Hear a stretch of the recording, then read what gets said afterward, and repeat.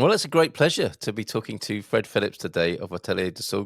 Great to see you, Fred. Thank you so much for joining us for the big interview of the Resident podcast.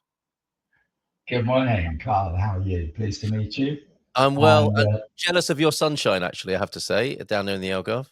yeah, we can't complain. It's normally better down this end. I just learned that you're based up in the north somewhere, so you don't get the warm Algarve weather The that Midlands, we're the so used Midlands. to. Yeah, Yeah, the Midlands, I like to think. But yes, in Algarve terms, and you are an Algarve man, you have a great association, an eternal association, I might even put it as, almost. with the Algarve, and a phrase you came up with that is credited to you, that is in everyday parlance down there in the south. But we'll come back to that. Let's give you a Yeah, little bit of an introduction. I'm sure a lot of people know who you are in the Algarve. For those others around the world who have yet to have the pleasure of your acquaintance, let's have a look at your profile here. Forgive me for reading this, but it's just so succinctly sure. brilliant about Yeah, you, at your company, the company you founded in 1979, Atelier that's de right. Sol. Fred, founder of Atelier de Sol, one of Portugal's most respected creative communication design consultancies. This is brilliant, Fred. Your first encounter with the world of design came at a very young age in the 50s when he starred in a black and white Kellogg's Cornflakes television commercial and advertisement in the UK, an early experience that sparked his lifelong interest in visual storytelling and the broader field of communication design, including advertising. And there is I think I'll try and find that shot of you in black and white It's. for I Kellogg's. think it's on a slideshow at the top of the page, I'll probably. come back to that then. It's a wonderful moment, but and a seminal one for you. It got you into advertising, really, didn't it? Yeah, I mean, I don't know how much that affected me or not, but it was certainly an experience I remember. Yeah, Yeah, to this very day. I remember the cornflakes, which was a cereal I enjoyed, as many of us have over the years. Yeah, and yes, absolutely. the ones on the TV ad, they were more or less inedible because they wouldn't put any milk on them, apart from a very small splash, so they didn't look soggy. Yeah. Amazing, amazing. So your They, first taste of showbiz as well as the yeah, of advertising. There. Oh, we've got it now. Look, this is you back in those days. That's the that's original right. shot, is it? That's amazing. How wonderful! How Yeah, and wonderful. it's And there my you mother passing. They built a tree house on top of one of their sort of vehicles yeah. with had a roof rack on it, and they built a sort of a tree house there with branches and God knows what. And I think my mother passed up to me for about 2 days running bowls of cornflakes, and Amazing, they had to amazing. look in top condition, Oh, incredible. and be very crispy and not soggy. Of course, for the 3D pack shots there, and your experience there in showbiz. So you moved. That was in the UK, and you moved to the Algarve in Yeah, 1973, didn't you? What was that's the right. Algarve like? What was Portugal like in 1973?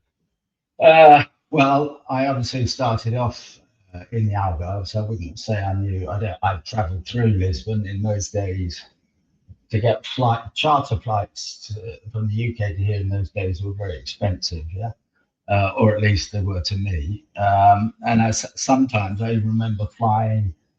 God, I think I flew to Madrid once, got a train to Lisbon, and then came down from Lisbon to the Algarve. It was a hell of an experience and it took a very long time, but it was about £13 or something in those days. Whoa. Uh, the flights directly to Faro, I'm talking probably even a little bit before 73, because I did come out about 3 or 4 times on holiday before I actually got a job and moved here. Yeah. And was that the plan? Was that the plan? You loved it so much, you wanted to keep coming back, and then you wanted to work Yeah. here. Yeah. I wouldn't say I had a long term plan when you're very young. I just wanted to get on with life. My father was a farmer, and I was, in fact, after I finished college, I filled in on the farm for a while, which was always something. I've always loved country life, although what I do now has nothing to do with country life directly. But living in the Algarve is almost like living in the country. Yeah, Mm. I wouldn't say I like visiting big cities, but I wouldn't say I'd like to live in a big city. Yeah. So it was fairly easy for me to come down here. Probably take a week off or something. And on one of my journeys down here, I was staying with some Portuguese friends that I'd met on a previous occasion, and they very, very kindly said, if you want to come back, you're welcome to stay in our house and so forth, which I did take up immediately because that was great. And I, in fact, got to meet my future Portuguese wife, yeah, who was How lovely. a beautiful Portuguese girl from Faro. Um, the girls in the Algarve are much better looking than the ones in Lisbon and further north. There's a Beach Boy. This is almost like a remake of the Beach Boys' California Girls. We could do a Faro Girls song, couldn't we? Or Yeah, maybe we'll have to think about it. We'll write that down and maybe come back to that. But that's yeah, contentious point number one. Then the Faro Girls are more beautiful than other parts of the country, and you fell in love with one of them. When would this have that's been, right. then, Fred? What year Well, was that that? was probably 70, I guess 70, 71, something like that. So I was Oh very wow! young, yeah. Yeah, how lovely. Um, my wife, or my future wife to be in those days, was already working. She was about a year younger than me. I think she started working at 13. She was a hairdresser. Um, and basically children here, of the more humble families, as soon as they could work, they'd be out to work. Yeah, so she was a very successful hairdresser. We went on and opened up a salon in Almasil a few years later, and then she also had salons in Hotel Quinta do Lago and Four Seasons Country Club, and she was a very, very successful hairdresser. Yeah. How Unfortunately, she'd be with me here today. I wish she was, but um, she was taken away from me with cancer back in 2009. Yeah. Oh dear. Um, but we had a fabulous time together all the years we were together, and we had three lovely boys, which were all born and bred in Portugal.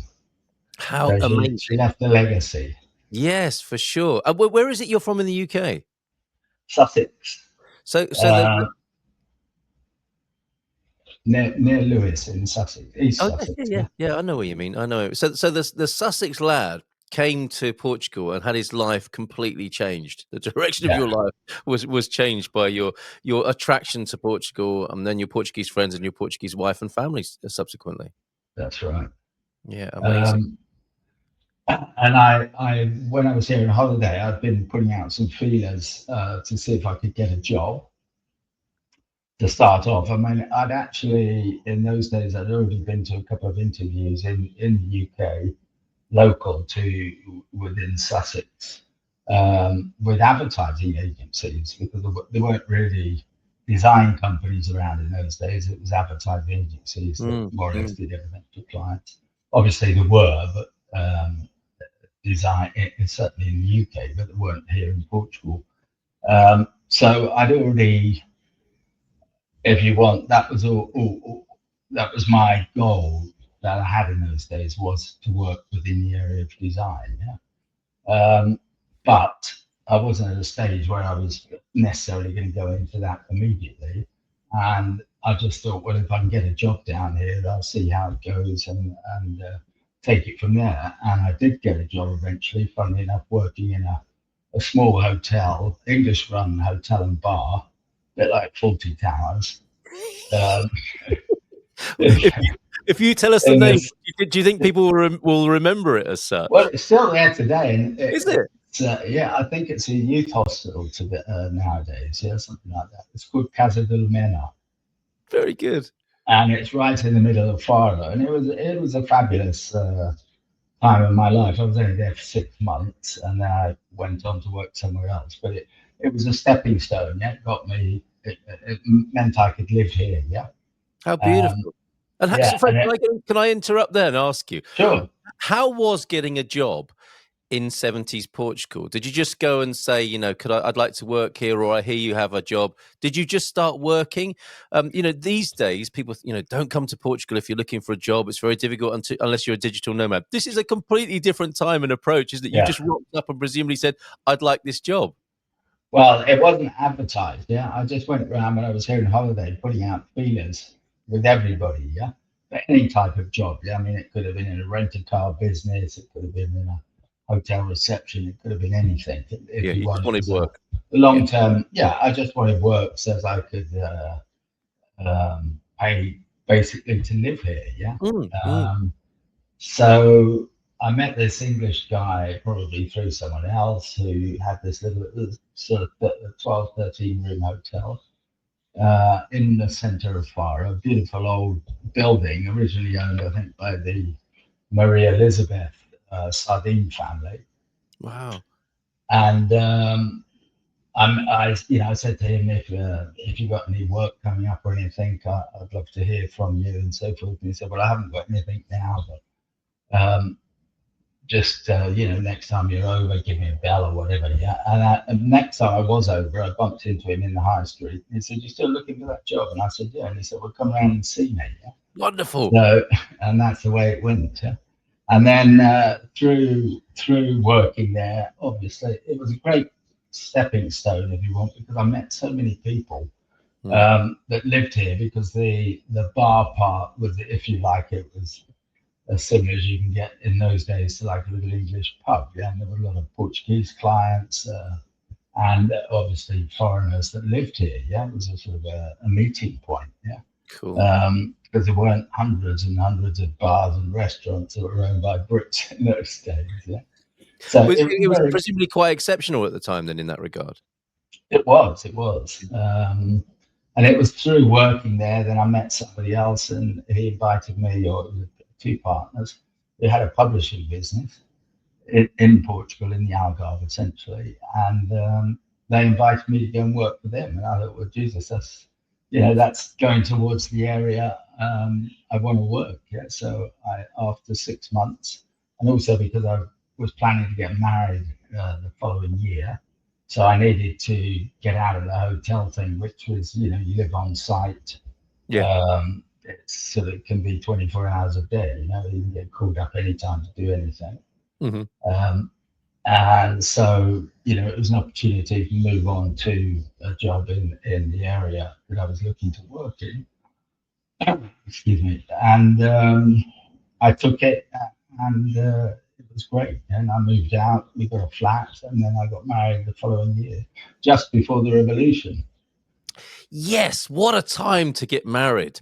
Now, there's so many things I want to ask you about this. Do you remember how many escudos you were paid for your live-in hotel job? What was your were your wages? Tell you, it was 2,000. I was being paid 2,000 escudos per month. Yeah, that sounds like quite a lot. €10. We should change it back to escudos because it sounds like so much money. But you were living in, and you presumably got fed as well. So that wasn't. I was living in. Yeah. But was it enough for a young man to set aside money to get married with? It was when I left. I mean, I wasn't a big spender. I didn't have a car. I was a big saver. Right. I was a big saver. Obviously, things were very cheap here. Not that I drank gin, but I think a bottle of gin was 7.5 escudos. It was very good. A few cents. I mean, petrol I think was about five escudos a litre. Diesel was a bit less. A coffee was 2.5. Living the dream. Yeah, amazing. So, and what was it like? What was a Portuguese wedding like? It was great. A lot of family came over from the UK, and we got married in the main cathedral in Faro. And it was a experience. I bet. Wow, like something you couldn't have possibly imagined. The young lad eating Kellogg's cornflakes later to be married in Faro Cathedral. What a fantastic turn of events. And then a revolution to follow that. Yeah, 25 days later, In fact, It was just a that little quick after thing. your marriage. 25 days later, the 25th of 25 days later, yeah. And my. my wife had to get permission to marry me in those days. So a Portuguese person had to get permission to marry a foreigner. Yeah. Is that right? And if we'd got married, if we'd planned to get married, say, a month later, it may never have happened because, the all the government areas were sort of thrown into turmoil. Yeah. I bet. And I had that permission had to be, I can't remember how long it took, but it was probably 10 sheets of this blue paper that was called papel salado, that everything you wanted to do, you had to write out a requisition for and put fiscal stamps on it and hand it into the notary, and then it'd go God knows where. And a month or two later, it would come back if it was approved or not. So I Wow. can't imagine what would have happened if the revolution had come and that was in course, But fortunately, we got married before, yeah. So One funny thing, this one funny thing did happen on our wedding. Was my wife was actually on her parents' passport. Yeah, she didn't have a passport of her own. She was just written into it. So her parents had, I think, I can't remember if they had a joint passport. I think so. And she was just written into it. In other words, there was no picture of her there. There was, the register of her birth and so forth, and her brothers and her sisters. And we were going for our honeymoon, we were going to Spain just a couple of days because the family was here. So we were planning to go away for a long time. We got to the border, and of course, and I even had, I got the fantastic blue paper papel salad with authorization to take the car out of the country, which because it was someone had lent me a car. And we went to go through the border control here at Villarreal, Sant Antonio. And, the guy came and he said, no, no, no, no, no, no, no. So, well, Oh what's the dear. problem? And they wouldn't let my wife out of the country because she didn't have a picture on the passport. She had authorization, notarized authorization from her parents, everything you could think of. But no photo. So Wow. we had a honeymoon in Montegordo. Just a plot twist. So Yeah, Montecito got the business instead. That's it was incredible. So unbelievable. I was going to ask you permission from whom? You would expect from the family, from the father, but this is permission from the state to do all of this. Yes, yeah, Incredible. and to get out of the country, yeah, even though we were married, and one of Incredible. those things from the Salazar days, yeah. We still have a lot of bureaucracy here, as I'm sure you know. Yes, one or two vestiges of such Yeah, behavior. Yes, indeed.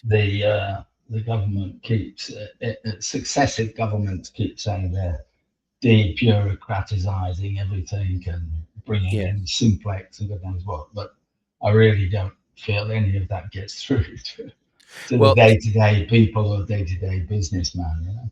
Well, if anyone has that perspective to see if it's changed or not, that would be you. And Yeah. and talking of change, so 25 days after you were married, the revolution comes, Carnation Revolution. Were you married on the 1st of April then, or the 31st? No, 31st of 31st of March. March. Okay, Yeah, right. yeah. Okay, and then the revolution comes. How did that change your life here, and how did that enable your plans to become the great design man you are today? Yeah. Well, it changed plans in the sense that the business basically just disappeared. I was working for this publishing company then, and we were publishing different magazines, basically yearly tourist-related magazines. We had What's On in the Algarve. We had a property and services guide that was published once a year, and we had a third guide that was called Food and Fun. Yeah. Um, and basically, they all lived off of advertising. And when the revolution happened, of course, the tourism just fell flat. Yeah. So there was no advertising revenue to get, well, very, very little. We had to shelve. I think we shelved two of the publications, managed to keep What's On in the Algarve going, but it was extremely difficult. Yeah. Um, So the partners of the company and myself, we had to find different ways of making an income, basically. Yeah. So one of the things we started doing was selling and installing burglar alarms. Like you do. Yeah. Well, it was really a market that was created by the revolution. Yeah. We knew between us, we knew a lot of people from one end of the Algarve to the other, yeah, because there weren't that many people here in those days, yeah. And even the publications were made; they were all distributed here. We produced them, sold the advertising, produced them, handled distribution, etc. Yeah.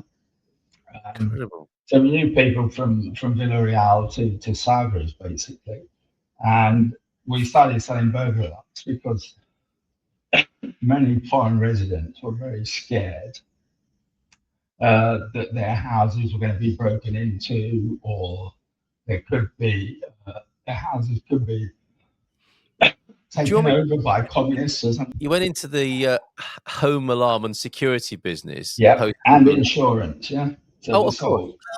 Okay. we sold home insurance. Well, it wasn't. Yeah, it was mainly home insurance against break-ins, etc., etc.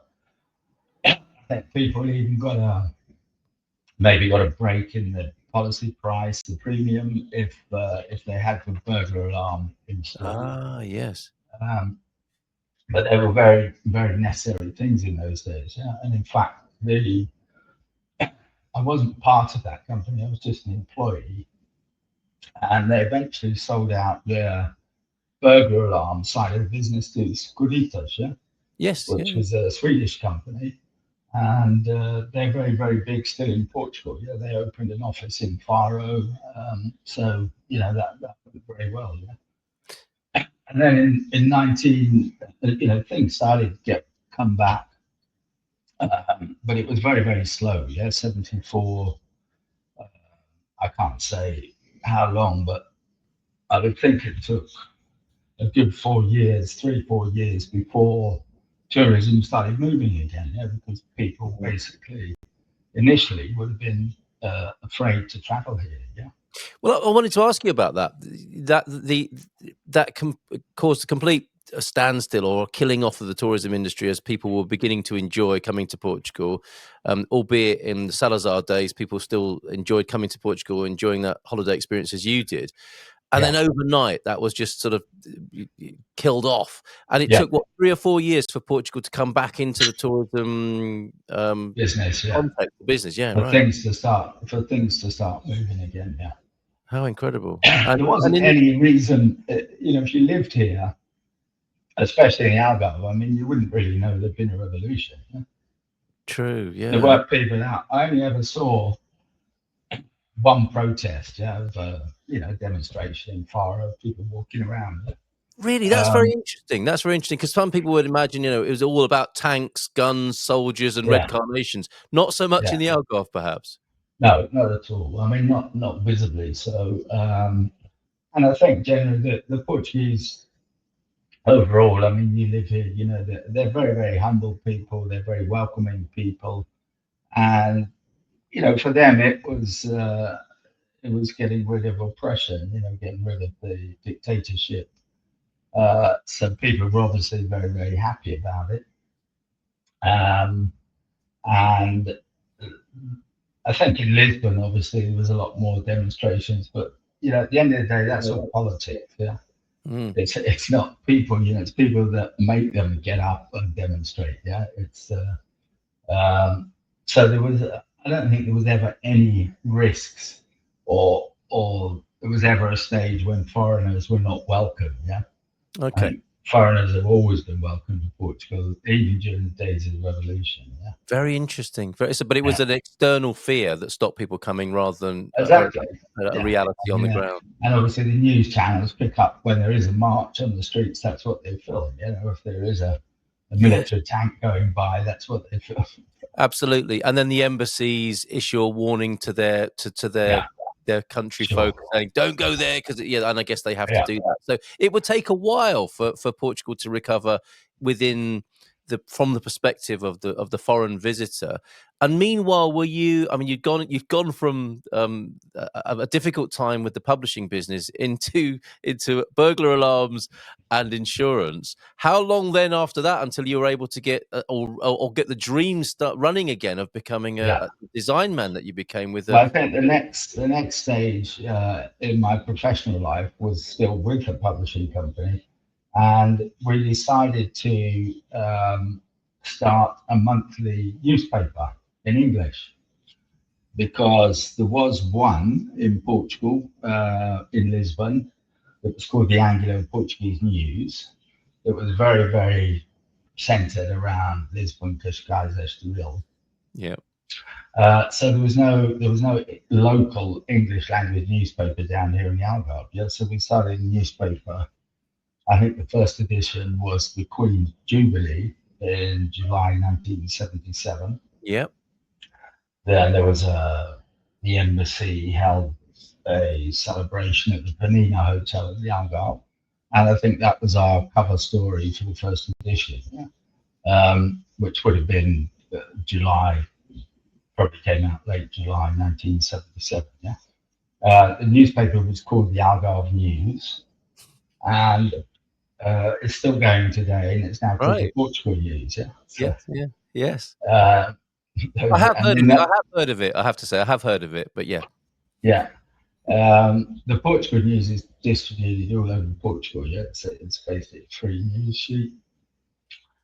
So I mean that's stood its test of time. Yeah? That's incredible. So you're involved with the Algarve News, later to become the Portugal News, and now in an Yeah, environment where the competitor, the resident, is also part of that ecosystem as well, publishing for world. sure, for sure. So The resident came on you're later. seeing a Yeah, lot of change in publishing then in Portugal since the 1970s. yeah, yeah. A lot of change. I remember in the days we were doing the Algarve News, I used to spend a whole week in the printers getting it printed. Yeah, Incredible on those on the everything big was. old fashioned machines, the big That's printing. right. Linotype, Wow, molten zinc, linotype machines. Everything was in incredible. metal, and the sort of bold headers on the front page and things like that were actually Yeah. made up with wooden type. Yeah. Yes. So Uh, you were there in the compositor's room or office? in Exactly, yeah, because it was Yeah. English. None of them spoke English. Wow. Um, That's just you were proofreading it and making sure everything was yeah, fine at that stage as that's the right. ink Yeah, was hitting the paper. Wow. yeah. Incredible. We did our own in-house paste up, um, but we didn't have any typesetting facilities. Yeah, the only typesetting was to typeset it in zinc and then proof it. Yeah, it was a manual proof. You put in one page at a time. How Fantastic, incredible. How a incredible. Now, fantastic experience. Yeah, I know you're a busy man, Fred, and you have a appointment to go to soon. But there's so much more I want to ask you, and maybe we'll do a part two because there's so much to find out from you yeah. about Portugal as you've It's experienced a it. long time. As yes, you've had an amazing life here, but I definitely want to ask you about how, presumably, those days of being in hot metal took Yeah, you into desktop publishing and design yeah, and the design world and the vision you had as a young man wanting to be in visual design, communication design, and you made that happen. So when did that really yeah. begin to come into play for you? Well, in 1979, um, I was then by that time. In fact, I'd been made a partner in the publishing company, Cool. but the main shareholder was a great guy, a great pioneer in the Algarve called Jim Player, who sadly died quite a few years ago. We decided to go separate ways. Jim had gone into, he was the golf club manager for Sander van Gelder in Valgelobo. Wow. I was left running the publishing company. I only had a minor share, and we decided, because Jim wasn't interested in coming back into the company, and I wasn't interested really in putting the rest of my life into something I didn't own the majority of. So we decided to sell the minimal assets it had, which was basically in those days was the Algarve news. Yeah. We had offices in central Faro, which were very good. And that's when the year, that was in 70, 78, 79. And then I started my own communication design business, Atelier, which I still have today in June 1979. And there it is, as you say, it has Yeah. survived to this day. Again, you'll have been through many changes in the industry with this, from hot metal to and paste up. These are great memories for me, actually, because Yeah. we have some similarities in the past. But to go from that into desktop publishing and the incredible world of printing, such as we have it Yeah. today, and web design, of course, because Yeah. that was to come and be part of your business model as well. Websites. Yeah. When I started Atelier, we didn't actually even have a computer when we started. Yeah? Did you not? Wow. And desktop publishing only became available to us probably about a year later. You know, I mean, everything was just designed by hand. Yeah? How Everything wonderful. was, Wonderful. And paste ups and I think the ethic here, Fred, is probably what's helped with your longevity. To look at design in this way and apply it as a business model. The holy grail of design: makes money, saves money, makes people's lives better. That's what we do every day. What a wonderful guiding principle for the company there. I hope we can do a part two. It's been fascinating talking to you. Can I ask you just one final question as we go from 25 into 26? You know, you've seen this country from the 70s. You got married just before the revolution, saw the revolutionary effect on Portugal. What are your hopes for the future of this country? Like, really fast forwarding from, the 70s when you arrived, going into the next decade or two. What do you hope for Portugal? Well, I hope it just gets better and better. Yeah, I think Portugal is a fantastic place. I always consider myself a guest in Portugal. Still? Still, having lived here for over 50 years. I do. Right. Yeah. Because I'm a foreigner, and I live in a foreign country. And I don't try and change the Portuguese people. I think the Portuguese people are great as they are. Yes. I think if you want to go and live in another country, then you should live the way the people live in that country. And I think the country is doing very well. There's people complain all the time because that's what people like hearing about and reading about. But I think on especially the enormous industry in Portugal, as we all know, is tourism. Yeah. And I think it'll just get better and better. Yeah. Obviously, there have been many mistakes made in the past with development, and there'll be more made in the future for sure. But that's something, unfortunately, I can't control. We will overcome those. So we'll move on with Portugal, and it will get better and better. Is your hope and your intention for the country. And what I didn't mention so far, and what I'm hoping we can discuss more when we talk again, is you are the man. If ever there was a way to be remembered in advertising, it's from having a catchphrase, isn't it? When I grew up, where I lived, people would point to a man and they said, he's the guy who came up with the slogan, "Go to work on an egg." It's a true story. And these are the great moments in advertising, aren't they? Where a phrase or a piece of copy goes into the consciousness of a culture.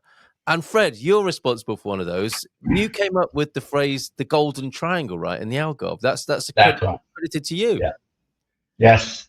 That was a pity I never patented it. Right. Registered trademark. You'd have just got paid with me having saying it live. Exactly. I would have retired a long time ago. That's something I came up with. We did a presentation back in the 80s. I think it was around 87, 88. We brought together all of the developers, property developers in the Quinta do Lago and Valdelobo areas. And we brought them together. I was doing a joint project with a guy called Mark Weinberger, who lived here in the Algarve. He had a house near Quinta do Lago, a very, very cultural man. And he was the like the commercial responsible for Time magazine in Southern Europe. Yeah. I see. Right. And he was, in fact, his office was in Madrid. Yeah. It was a guy, he spoke about 6 languages, fantastic guy. And he came to see me one day and said, look, with the advances in the internet, we can now send big printing files anywhere around the world, at the press of a button. This was 87. Yeah, so it doesn't seem a long time ago, but the internet was a fairly new thing in Yeah. business in those days. But it allowed, let's say, publishing companies like Time Magazine to produce a local editions. Yeah, the body of the magazine would all be the same, but it could have a supplement in it that was very, very local. Yeah, so we put together a package to do an insert in Time Magazine Europe for the area between Valderovo, Quintalago, and at the top end, we'll say Almonsil. Yeah? And it was just, there were companies there, apart from the companies and the people, Andrew Jordan, Sander Van Gelder, that were the owners behind Quintalago and Valderovo. There were lots of other big companies in the area, Bovis, Trafalgar House, many other pocket developers, Dunas Brothers, which was a Norwegian company, and others. And I was trying to think, how the hell can we bring all these companies together under one umbrella? Yeah. And I remember in Spain, where I used to visit quite often on business in Marbella and so forth, they had the Golden Mile, which was the area between Puerto Banús and Marbella. Yeah. And of course, we couldn't copy that here because we had exactly a golden mile between Valdelobo and Quintalago. Yeah. So I had to come up with something alternative with that, and that's where the Golden Triangle was born. Yeah. And Stroke of genius. nowadays it seems to spread, to Trips off the tongue. Albufeira to Yeah, like Oyam. it was always, yeah, right. It's quite a big triangle now, isn't it? And it Yeah, trips off the tongue of people as though it were always the case. Stroke of genius, and something to be remembered for. There, that's sure, fantastic. sure. So it was a great pleasure to talk to you, the man who came up with the phrase "golden triangle." And I hope we can speak again, Fred. It's been fascinating I talking to look you. forward to it. Thank you so much. Much I appreciated. look forward to it. Thank you very much for your time. Thank you. Bye bye.